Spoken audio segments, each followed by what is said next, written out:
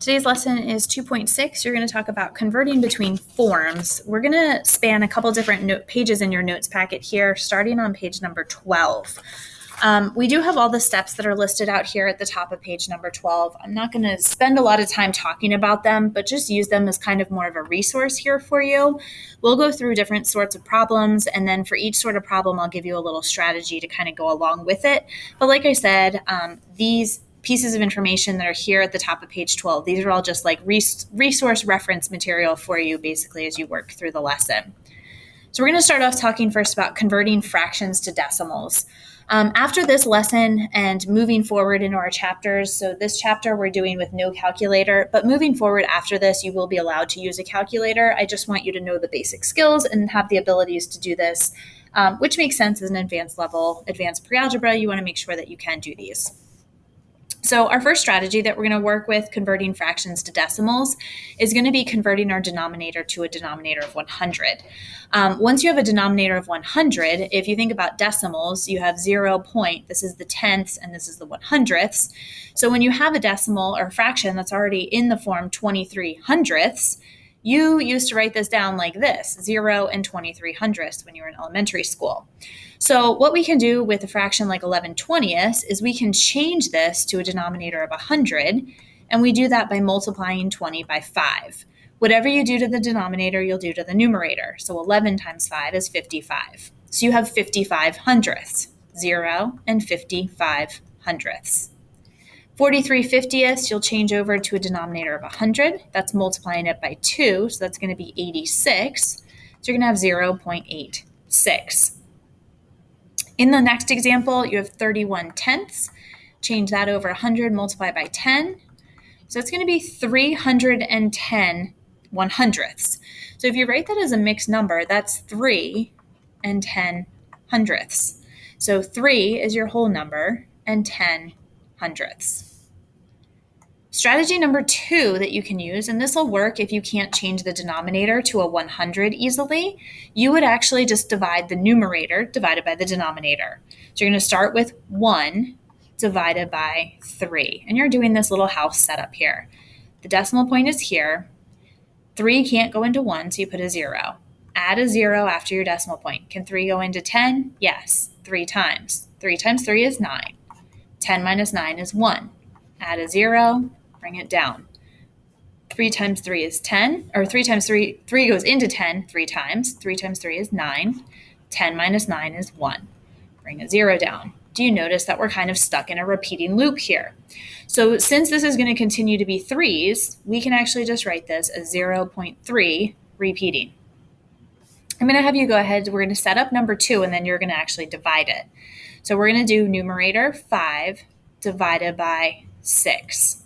So we're going to start off, decimal point, 6 can't go into 5, add on a 0. Can 6 go into 50? How many times? And you're going to go here and see what you get. So when you find this one, you get 0.8, and then you get 3, 3, 3. So the 3 is actually the only part that repeats. So we're going to put that little bar over the top of it. In the next one, we're going to do 3/8. So 3 divided by 8. Put your decimal point, add on a 0. 8 doesn't go into 3, but it'll go into 30 3 times. That's 24, so that's 6. Bring down your 0. And 8 goes into 67 times. 8 times 7 is 56. 4, bring down a 0. 8 goes into 45 times, and that is 40. So that's going to give us 0, and we're done. So 3/8 is 0.375. So 2 strategies here for dividing. If you can, change the denominator to 100 and then write it just out as a decimal. If you can't, you'll have to do long division, doing the numerator divided by the denominator. The next part is converting decimals to fractions. So again, we're going to convert to a denominator to 100, rewrite as a power of 10, and then reduce. So for this one, we're going to do it as, I'm just going to read them out instead of taking this first step of over 1. So I'm going to read this first one as 0 and 4 tenths. And I'm going to just jump to this step here, 4 tenths. And then I'm going to reduce it. So this one is 0 and 35 hundredths. 35 hundredths. We can reduce this one, divide them both by 5. That gets you 7/20. For this next one, we have a mixed number, 1 and 32 hundredths. We're going to keep the 1 and we're going to reduce this 32 hundredths. Dividing them both by 4 gives me 8/25. Next part of your notes talks about what is a percent. A percent compares numbers to 100. So for example, if you're taking a test and you get it out of a percentage of 100, you want to get that 100 because that means you know all of it. So percent means per 100. So 0% is 0 out of 100. 25% is 25 out of 100. 50% and 100%. One of the other things for you to know is the difference between terminating and recurring, or we call them repeating decimals. We just saw repeating decimals in that example when we changed our fraction into a decimal and we had 1/3 and we also had 5/6. So what we do is we use that little bar over top of the part of the answer that actually repeats. So you can see here in our example that we had the 3 repeats, so we just put the bar over the 3. We don't have to write 3 with the bar, we can just write a single 3. In this one, notice that this whole 2, 8, 5, 7, 1, 4 repeats because 2, 8, 5, 7, 1, 4. So we have to put the bar over that whole entire thing that repeats. Terminating decimals are like what we saw in the last example with 3/8, where the decimal actually ends. It just finishes on its own, it's complete. So 2/16, 0.125, 1/5, 0.2. These don't repeat, they don't keep going forever and ever. So we'll see that as a difference. So we're going to go ahead and look at a couple examples here. We have fractions, and we're going to change them over to decimals and then determine if they're terminating or repeating. So if we have 8/18, we can actually reduce this one if we would like to first, and I'm going to actually do that. So I'm going to divide by 2, which is going to give me 4/9. So I'm going to go ahead and do 4 divided by 9. And 9 doesn't go into 4, but 9 does go into 40, and that's 9 times 4, which will give me 36. And I'm going to get 4 remaining, bring down a 0. 9 goes into 40, which is 4, gives me a 36. Are you noticing there's a pattern here? So my 4 repeats itself, so I'm going to have 0.4 repeating. So this decimal does not stop on its own. It's a repeating decimal because that 4 happens over and over again. In the next one, I'm going to use one of my strategies. I see this 5 on the bottom, so I'm going to change it to a denominator of 100. So I'm going to multiply by 20. And I'm going to multiply this one by 20 as well. And in doing so, 2 times 24 is 480 over 100. And I can actually reduce this then. Those zeros on the end can cancel. So 48 divided by 10, that's going to give me 4 8/10, which will reduce to 4 8/10 is 4.8. Because that one I can actually just rewrite using the decimals there. So that is terminating because the decimal itself ends. I'm going to have you take a look at this next one, 14/20. I would suggest that you convert this to a denominator of 100 and then write it out as a decimal. So you're going to tell me part A, what is your decimal? And then part B, is it terminating or repeating? So 14/20, I'm going to multiply by 5. And when I multiply the top by 5 here, I'm going to get 70. So I'm going to get 0.70, which is perfectly fine to write as 0.7. Since that does end, that's a terminating decimal then. Next example is 7/15. So we're going to do, 7 divided by 15. So I can't do anything there. And 70 divided by 15 is actually a 4, because 4 times 15 is 60. It's going to give me 10 remaining, bring down a 0. So 15 times 7, 15 times 6 it looks like. So 60, 90. And 100 minus 90 is going to give me 10. Bring that down. 15 times 6. Notice that we're in a loop here, which is going to give me 90 again. So I'm going to keep going, and that 6 is going to be what repeats itself. So I have 0.46 repeating. and that is a repeating decimal then. Final one's a pretty easy one. Change this over a denominator of 100, rewrite it as a decimal, and tell me terminating or repeating. Times by 4, 0 and 24 hundredths, and this terminates then. Next examples, we're going to talk about converting decimals to percent. So I need to share with you a picture of a really cool guy.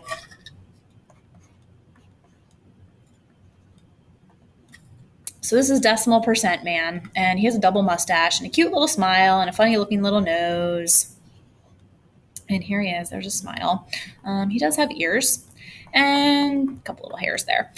So if you're a decimal, to change it to a percent, you move it 2 places to the right. You're moving the decimal point. If you're a percent, you're moving the decimal 2 places back to the left, because remember, percents are per 100.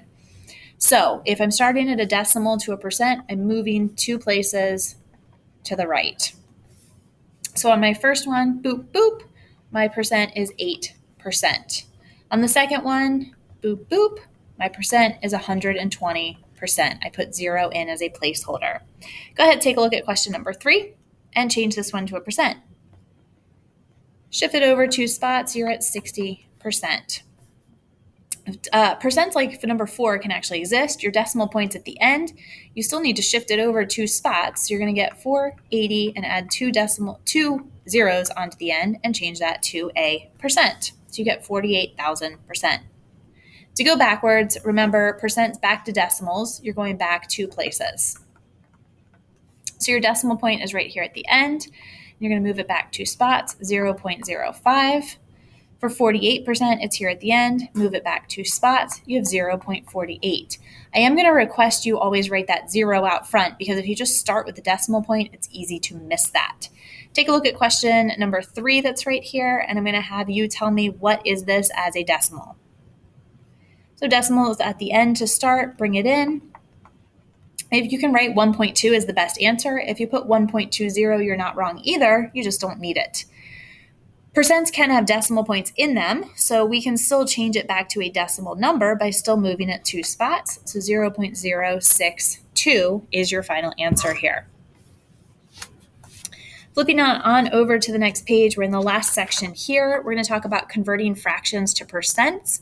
So you want to make sure that you have a fraction with a denominator of 100, and when you do that, percent per 100, this is just 73%. 9/10 is going to become 90 hundredths, which is going to be 90%. 21/25 is going to become what? This will be 84 hundredths, which would be 84%. And our last one, 1/5, is going to become 20 hundredths, which would be 20% then. If it doesn't work out for us to be able to do that, we are going to go ahead and put our work into decimal form and then round if we need to. The examples I give you, we won't have to round, but when we get to using our calculator later, we'll see that. So 15 divided by 8. So we're going to do 15 divided by 8. 8 goes into 15 one time, and that's going to give us 7. And 8 goes into 78 times, because that's 64. So it's going to give us a 6. And 8 goes into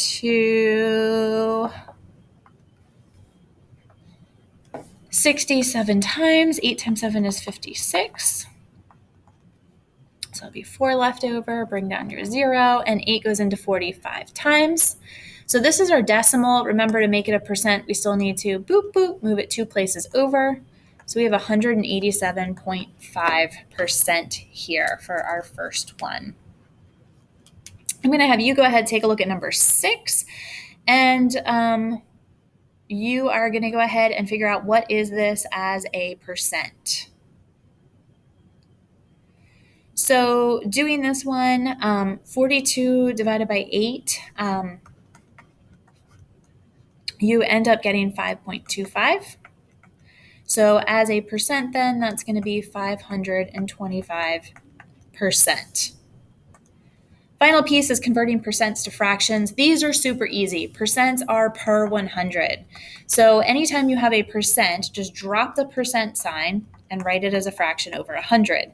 Biggest thing you have to remember to do is to reduce then.